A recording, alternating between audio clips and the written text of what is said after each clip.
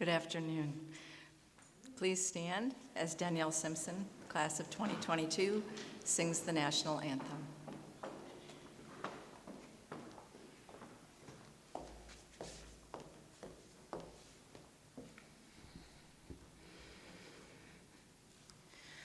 Oh, say, can you see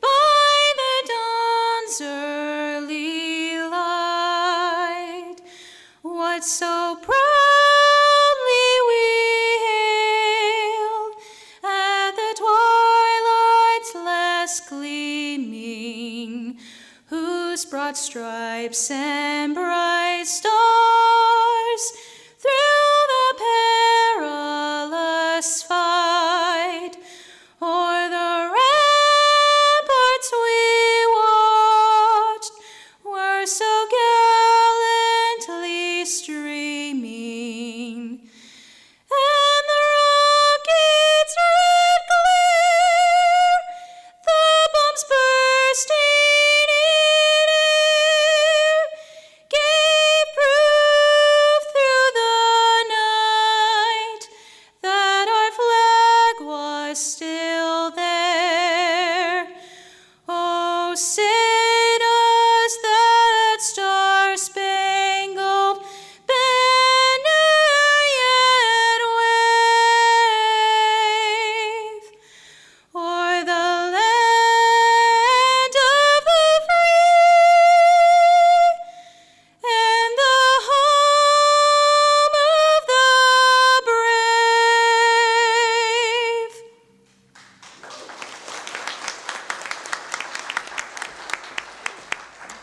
Thank you, Danielle. You may be seated.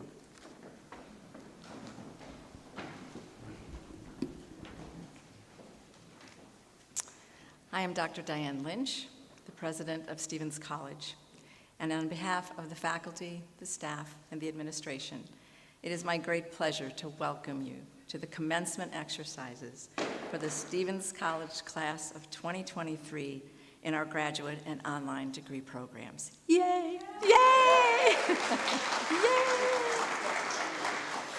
I really like commencements that are loud and proud, so, yeah, all right? So let's do this, right? Okay, all right. Welcome to Stevens. Okay, I'm going to begin our formal program by introducing the members of our platform party. Dr. Leslie Willey, Vice President for Academic Affairs. Dr. Roseanne Welch, the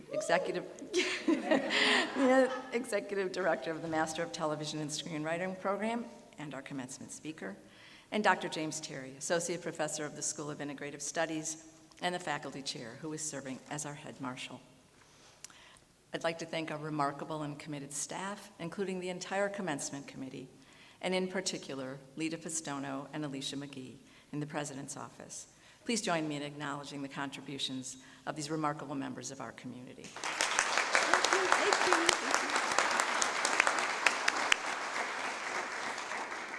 Now, please join me in welcoming Dr. Leslie Willey, Vice President for Academic Affairs, to the podium.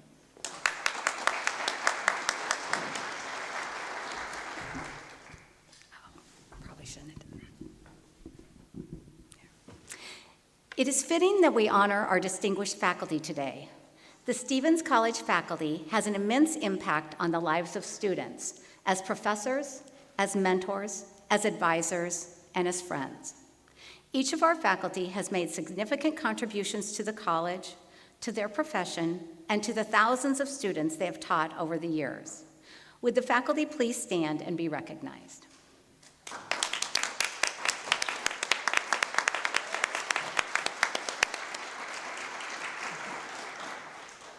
One faculty member who demonstrates excellence in the areas of teaching, advising, and mentorship was selected to receive the 2023 Distinguished Graduate Faculty Award. I would like to especially recognize Dr. Roseanne Welch. Dr. Welch is the Executive Director of the Master of Fine Arts in Television and Screenwriting program in the School of Integrative Studies.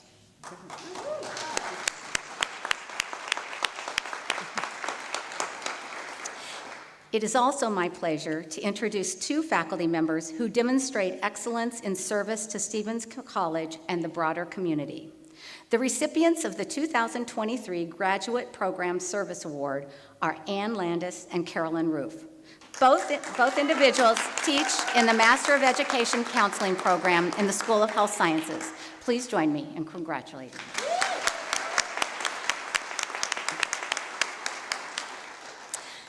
Finally, I would like to recognize the contributions of our academic deans. Dr. Dan Kissinger, Director of the Counseling Program and Interim Dean of the School of Health Sciences, Dr. Kate Bernaking-Kogut, Dean of the School of Integrative Studies, and Jennifer Hemphill, Dean of the Conservatory for the Performing Arts.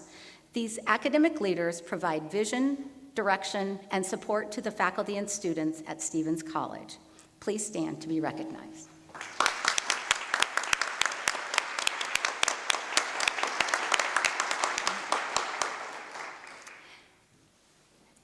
It is now my pleasure to introduce our commencement speaker this evening, Dr. Roseanne Welch.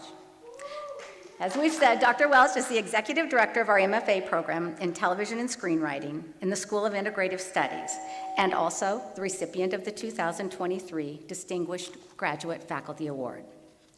Dr. Welch is an accomplished television writer, historian, and educator with credits that include Beverly Hills 90210, Picket Fences, ABC News Nightline, and Touched by an Angel. Dr. Welch's contributions to feminist studies and women's history are equally notable. She edited the award-winning book, When Women Wrote Hollywood, which was written by our inaugural MFA class, and co-edited Women in American History, a social, political, and cultural encyclopedia. Her research and writing have also explored the impact of popular culture on society, as evidenced by her book, Why the Monkeys Matter, Teenagers, Television, and American Popular Culture, and her forthcoming book, American Women's History on Film. In addition to her academic and creative work, Dr. Welch serves on the editorial boards for Written By magazine and the California Journal. She was elected to the Executive Committee of the International Screenwriting Research Network in 2019.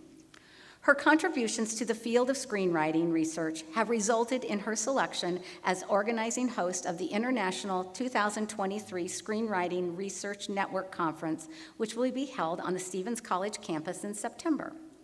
Please join me in welcoming Dr. Roseanne Welch to the podium.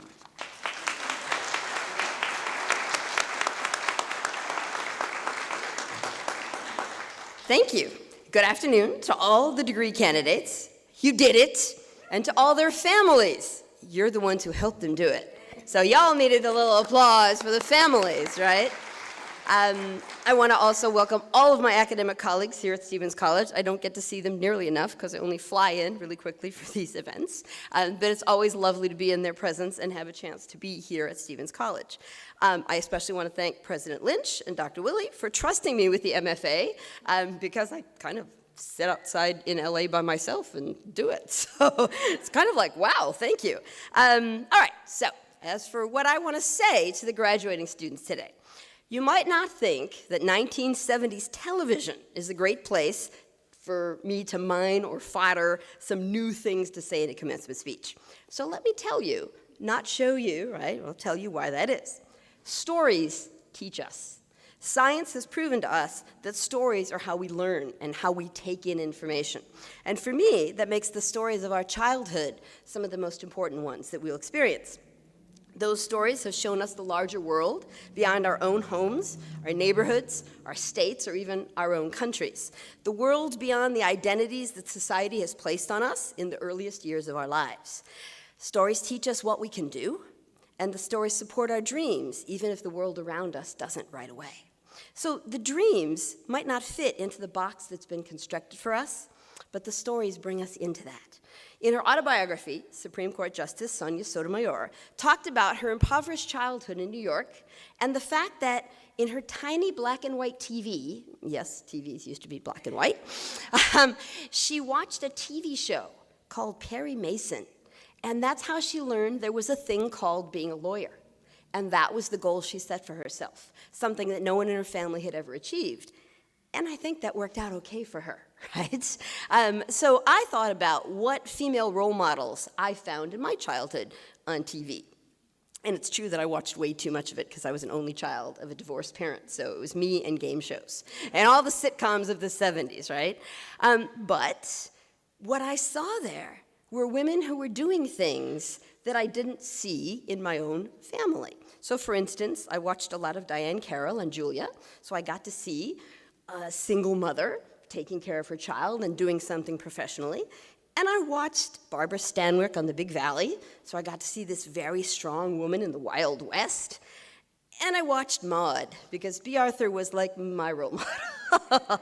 And from all these women, I learned that they were doing things in a way that sometimes is only classified as too feminine, right? And I think that's nonsense. I think that emphasizing empathy and understanding and collaboration are not feminine things. They're human things. And that's what I saw those people showing me on television and teaching me that those soft skills are some of the most important ones that we can foster in anyone, be they male, female, I don't care what. And so that's how I sort of learned that I could do that as I got bigger. And I learned that I wanted to tell more stories about women who could do those things. It was an interesting thing to try to get into any business as a woman some 30 years ago.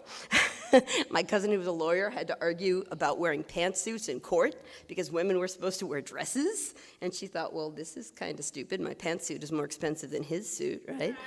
Seriously. And I knew some relatives who were female nurses who were dismissed by the male doctors around them, but they knew what they were talking about.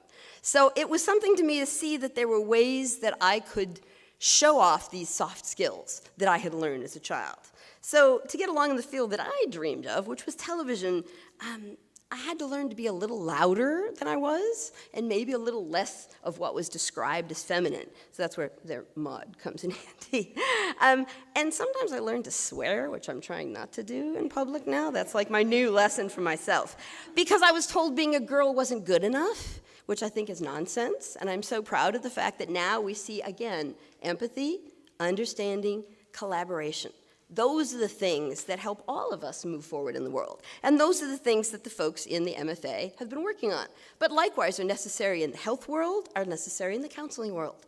That's really what we're learning how to bring to the world and what it needs from us. So I had to think a lot about why those skills were something that I brought into the world. And it helped me by thinking about the later movies that happened and how people got to start showing those skills. So for instance, I'm sure everyone's seen Legally Blonde, was the first chance to go, oh look, she can be smart and blonde and have pink things, and it wasn't a bad idea. So I was really excited that those women, and those writers were Amanda Brown, Karen McCullough, and Kirsten Smith. They brought that idea out into the world. And that's what we talk a lot about in our program. How can we bring those ideas to people? Because we do learn from watching the movies that are shown to us. So basically today, I just wanted to remind everybody they should be comfortable being fully human, right? And bringing empathy, understanding, and collaboration into the world, which reminded me of a 1970s TV show that was the biggest deal then, put together by counselors and psychiatrists for children.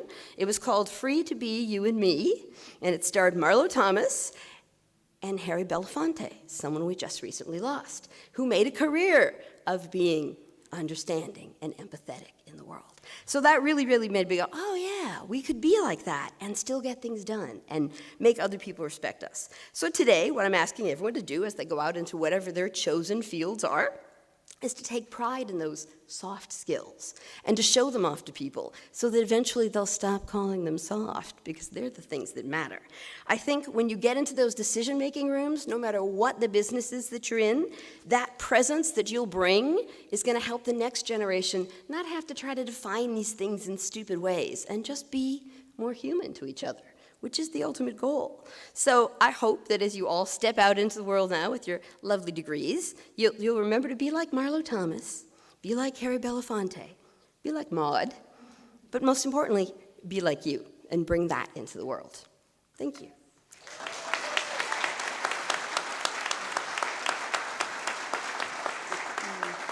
Thank you, Roseanne. Next, I'm pleased to introduce our class speaker, Natalie Cash Peterson, who is receiving a Master of Fine Arts in Television and Screenwriting. Natalie is the executive video producer for the Wildlife Conservation Society, a 128-year-old organization that harnesses the power of its worldwide conservation programs and its New York City zoos and aquarium to save wildlife and wild places. Prior to joining WCS, Natalie served as a series producer and writer at the Emmy Award-winning documentary production company Pangolin Pictures and sold her short films Blues in Sea to the Art Channel for broadcast in France and Germany. Natalie is a fellow of the Explorers Club, a member of New York Women in Film and Television, and she serves on the advisory boards of Jackson Wild and the New York Wild Film Festival. Natalie, it's my honor to welcome you to the stage.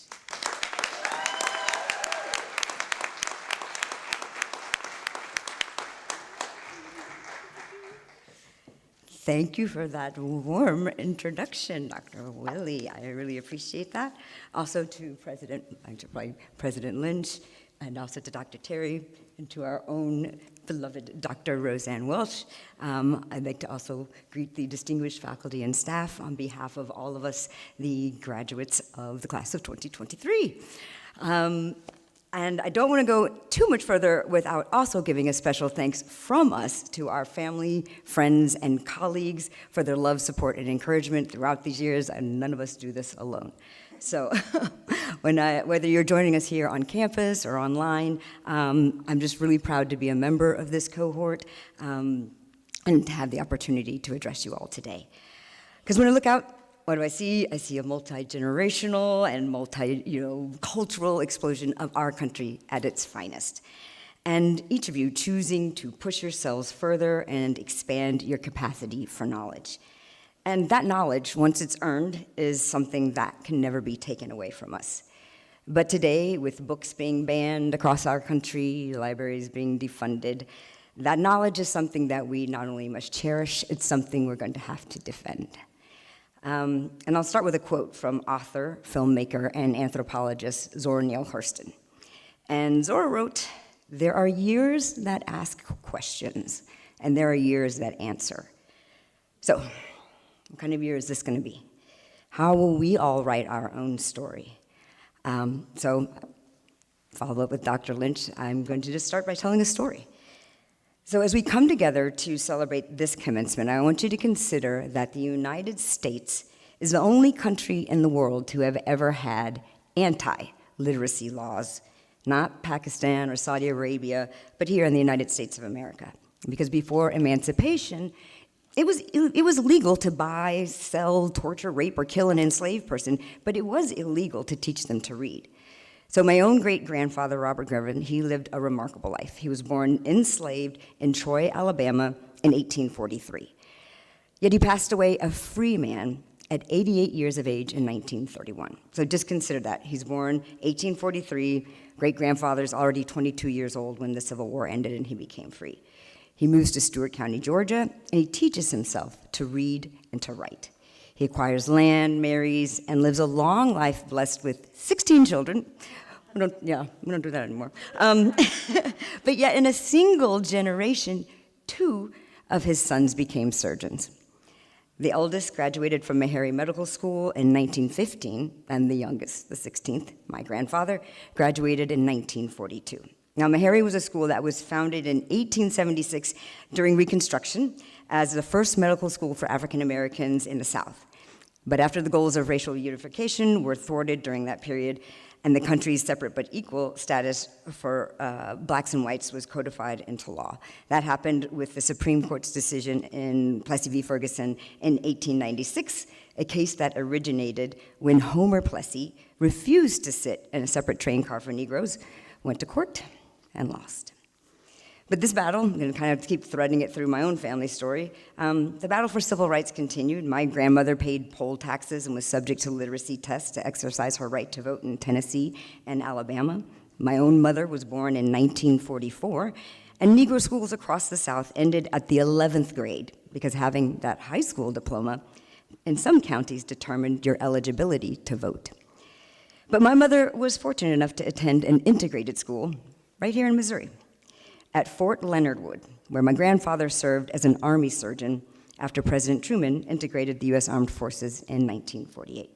But schools nationwide, however, were not integrated until Brown versus the Board of Education in 1955. My mom was already in middle school. By the 1960s, her older brothers, my uncles, joined the fight as undergrads at Tennessee State, sitting in to integrate lunch counters where they were beaten and spit upon. I was born the year that the Reverend Martin Luther King Jr. and Senator Robert F. Kennedy were assassinated, but also the same year that Olympic medalists Tommy Smith and John Carlos each raised a black gloved fist while the U.S. national anthem played at the 1968 Games in Mexico City. So why am I telling you all this today? I sing their names because I'm humbled by their sacrifices. They marched so we could soar. They fought for a civil society that benefited all people. What makes my own generation unique is that we were also the very first to grow up reaping the full benefits, not only of the civil rights movement, but also the environmental movement. And this is something, as a producer of natural history films and wildlife films, I've taken a great interest in throughout my career. Because both the civil rights movement and the environmental movements are born of the same desire, just to make this one known habitable planet a better world for all people, for all species, and for nature. So the Civil Rights Act, the nation's landmark civil rights law outlawing discrimination based on race, color, religion, sex, and national origin, was introduced by President John F. Kennedy, but it wasn't signed into law until after his assassination. The Clean Air Act was also passed in 1963, the Voting Rights Act in 1965. The first Earth Day, celebrated in 1970, the same year the Environmental Protection Agency was created. Clean Water Act and National Marine Sanctuaries both passed in 1972, and the Endangered Species Act follows 1 year later. And then women given the right to have agency over their own bodies with the Supreme Court decision in Roe v. Wade in January of 1973, 50 years ago. All of these wins are under threat, and as we know, some of them are gone entirely. With the Dobbs decision, the right to decide what happens to and in our own bodies for women in many states, including this one, has been taken away. So, years that ask questions. Today we have certain bad faith arguments about critical race theory and the embrace of alternative facts to serve a common purpose, and that's namely the devaluation of a multicultural democracy, forcing us to go backwards in time. But we have our degrees, we're smart, science, and our own common sense tells us that time marches only in one direction. So, class of 2023, what is our story going to be? When we're the elders, what will they say when they sing our songs? So I'm here to challenge us all, whether we're in writing or health or counseling, to take our degrees and channel our knowledge into action.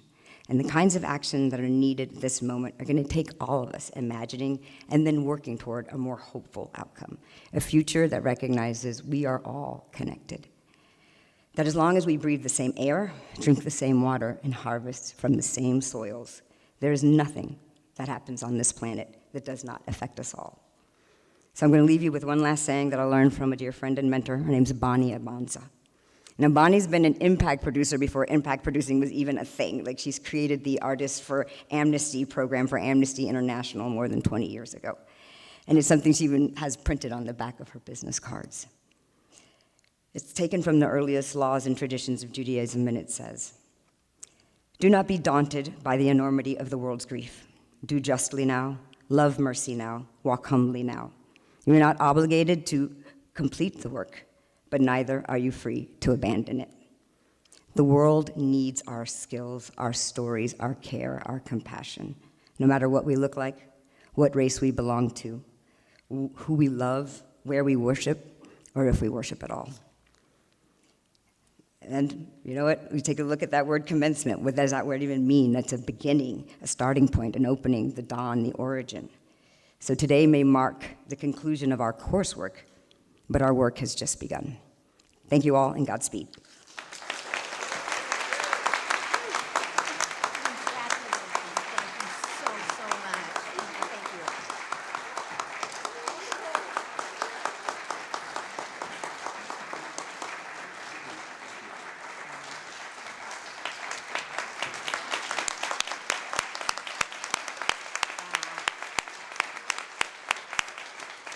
Thank you, Natalie. Congratulations. Now, it's my pleasure to present the candidates for conferring of degrees. Will the candidates for the Bachelor of Science in Health Information Administration please stand and be recognized?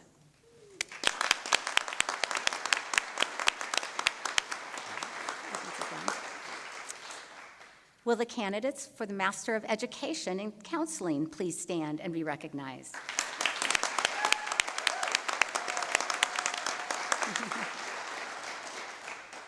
Will the candidates for Master of Fine Arts please stand and be recognized?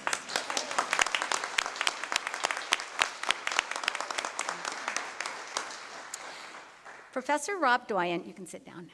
Professor Rob Doyen will announce each candidate who crosses the stage to receive a diploma.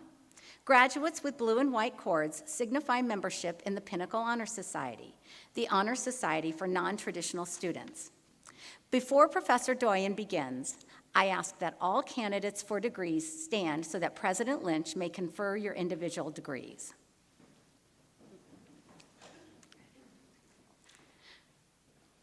President Lynch, on behalf of the faculty, I present these candidates for conferring of degrees.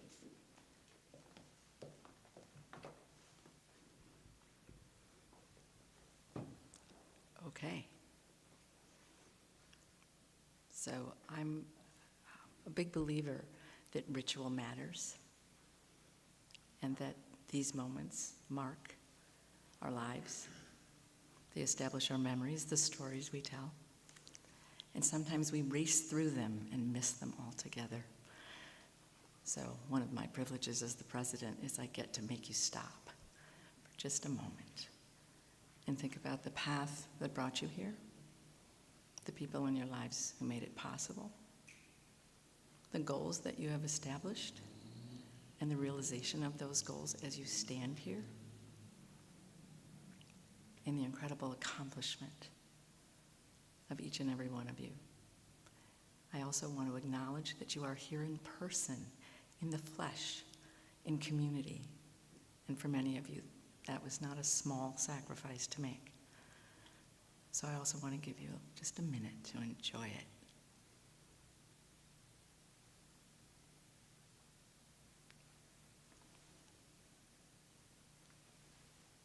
Okay, you can enjoy it some more, but I'll keep it.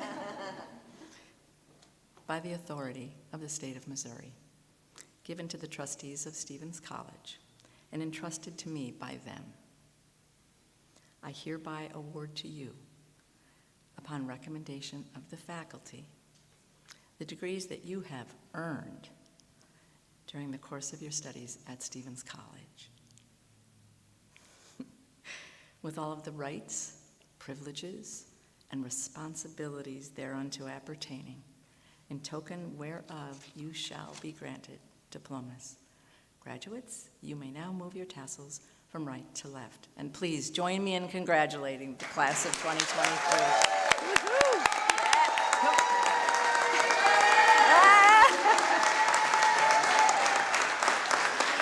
Exactly. I think we can do better than that. We're really small, but we're loud and proud. Come on.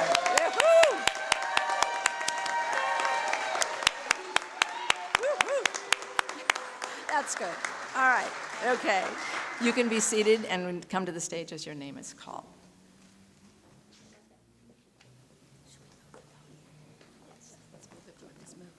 Yeah, we're going to move this just quick for pictures.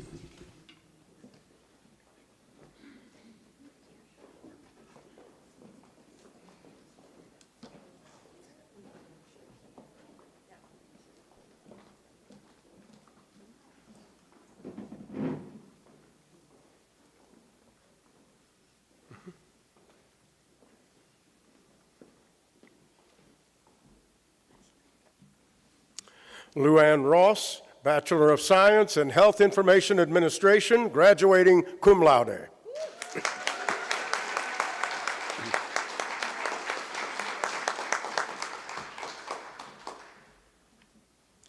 Megan Christine Shane, Bachelor of Science in Health Information Administration.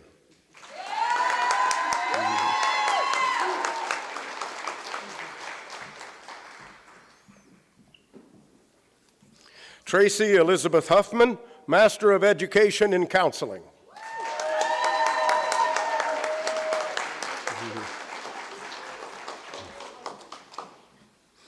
Taylor Marie White, Master of Education in Counseling.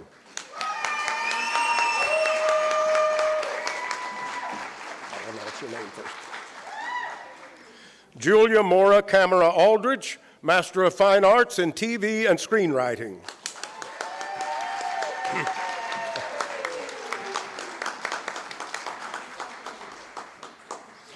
Natalie Cash Peterson, Master of Fine Arts in TV and Screenwriting.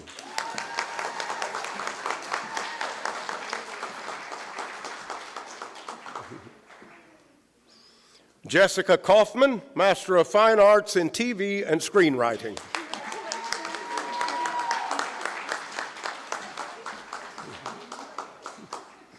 Hannah Grace Dobson, Master of Fine Arts in TV and Screenwriting.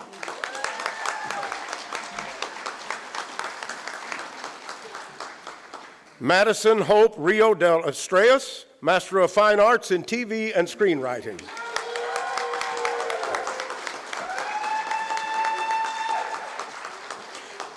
Terry Bear Hayes, Master of Fine Arts in TV and Screenwriting. I'll announce your name first. Marilyn Milne, Master of Fine Arts in TV and Screenwriting.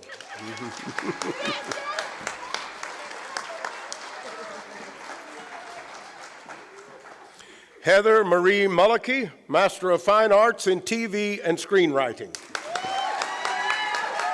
What's your? And what's your name?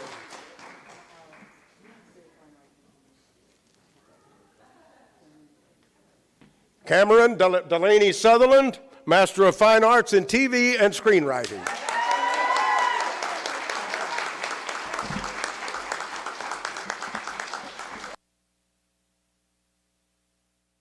Let's give it up for the graduates of 2023.